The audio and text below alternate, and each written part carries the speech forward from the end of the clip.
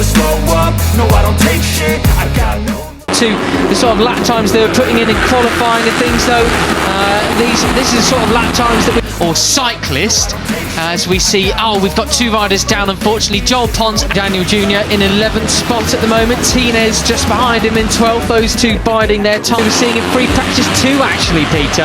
With the worn tyres. Exactly. Yeah, with the worn tyres. And Christian Daniel down and out of this race as well. That's a big shame. Pons was having a better week. I'm a bit as we look towards the front of the race still. Car pushing the rider who's really wanted. They use for practices, free practices qualifying 1 and 2. A 1:28.0 end of it. I saw him earlier, he was pretty happy, and Christian Daniel down and out as well. And Joel to stay out front, he's happy to lead and do all the legwork. Morelli just behind him with Gonzalez too from car pushing. So yes, the tyres distinctly a bit more worn now. just doesn't have any luck at the moment, does he? As you say, he was doing better this weekend. He certainly didn't need that. Both obviously okay. And Beñat Fernandez doing a late braking in towards turn 1 as well. And indeed. Okay, there talking of car pushing, the pole man, there he is heading the pack. And they're going to be riding again tomorrow. What happened here then? Oh, Christian! As we've said so many times, you know, the guys don't have to muck each other up. Now this is a place where you don't need. And Brian Uriarte in 2nd place. And it may well took him out, and then Pons clipped him. Christian. The slipstream like you did at Mugello, you can get away. You know, at the moment there's no real be that we've just got to pause, calm and nerves a little bit and wait to see how it unfolds. That was a brutal looking one. Glad to see him up and walking from it. Well, thank goodness for the Tech Air suit from out of it. It's a huge group. We're all the way top 15 down to Ewan Van Cruden. That's at the end of the race. Down the waterfall. Marco Morelli takes into 3rd place there. Picks up Alpine Stars, which obviously fired up as he was in the air and will have saved a very in the battle for the lead. But it is possible to break the advantage here and get clear. The slipstream, right around the outside. Oh, goodness me. Very nasty collision with the tarmac on the way down. There is a number 11 of David Gonzalez. Let's see whether Carpuchin can do it. It's Morelli in 2nd place again. He's got Gonzalez, Uriarte, can't name it. Carburetors. Beñat Fernandez on the number 7. Sweeps up the in. Spaniard, he's the 4th of those 5 riders. And it still is, but Fernandez and Rabadipa right on his tail. And Uriarte's got to be careful because he's got a track limits warning. One more in front. Side briefly takes the lead, but who's in front? I can't tell you who's in front. Pratama, who has the advantage. Brian Uriarte in 2nd. Look who our top 3 are, Pete. Action, he'll have to go through the long lap penalty lane. Same goes for Lucas Brown, 29 and 10. Not really. Still number 7, Beñat Fernandez. Goodness me, just there was a variety of lines there, wasn't there? I mean, this is the case of it's as if Pratama never went away and had an injury. It's like we're watching Jerez again in 17th place at the moment. Yeah, and I saw Carpuchin get precious close to the green. We're seeing now Peter's riders not wanting to lead potentially. I mean, it's getting very messy now. It's as if but you've got sporting acts and potentially the extra protagonists. But at the bottom of the track on that lap, he may or may not have touched it. Marco Morelli. A lot of them, they don't really want to lead coming down the start and finish straight. They want to be the ones doing the dive bombing, not the ones getting dive as well of David Gonzalez and Giulio Pugliese. But the top 3, Pratama, Uriarte in 2nd place, leads the pack, back in contact with Carpuchin. They go down the hill. And it was Rabadipa doing the biggest dive bomb of them all. But it's going to be Morelli who goes through the front, and Arte and Danish. This seems like what it's going to be about this season, Peter. It does. And there's the number. They've overtaken him, come out of the slipstream. There's his lead got. It's Brian Uriarte who takes the lead again. That is Guillaume Plop going wide, getting all crossed up.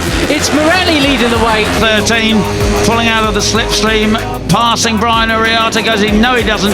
David Gonzalez in 2nd place. You're looking back from Uriarte at the number 11. From Rabadipa in 2nd place now.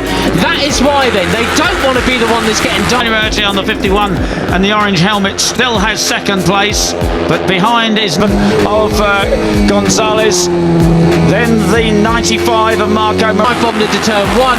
So we are seeing more silly sort of antics in the penultimate corners. Now Danish, and this is the battle for the cup. Morelli. the climb. Another, a thinker we haven't talked too much about, I think, is back in 11th place. It's the 54 Veda. Benyat Fernandez, of course, is out of it.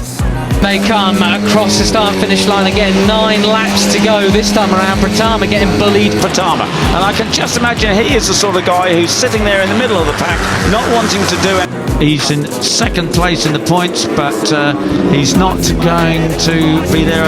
All over the place, Peter. He was 13th crossing the line that time around, but just jumped up into 11th. Anything too dramatic. I'm going to wait to see how things unfold. Carlo Thompson's another one of those riders, I reckon. At the end of this one. No, absolutely not. Let's have a further look down the field then. We got the likes of places we look in towards turn 1 again. Goodness me, a lot of riders got close. A bit to Peter. He was in 8th crossing the line, but found himself way up front. After that, goodness, Melli, who was absolutely at the back, is now picking up a point. You got the Frenchies, Plomp and De Costa too close for comfort into turn 1 there, flicking it left down here and then right again. That was, oh no, who was that? It wasn't Plonk going wide, it was somebody else then. They're 13th and 14th. Singapore down in just ahead of them, sorry, to the Omega curve. I wonder if these guys, some of the bright sparks are. Could have been Singapore actually. He's down into 7th place now. I think it was in 12th position. I was just thinking where Singapore qualified. It was Saving tyres a bit because in qualifying the first pole and second quickest time was set. It was Mike Hugh, unfortunately. Right, so down the drop they go off the waterfall. Fairly far down, but I can't find him on the grid. Oh yes, I think lap 3 or 4, and this is a 19-lap race. So, and it is Marco Morelli who has the slightest advantage. There is the 53rd. There we go, all the way down. So that's a very, very decent ride so far from him, as well as Mitani. I wonder if someone like Uriarte just doesn't want to try the big breakaway because he needs another one of.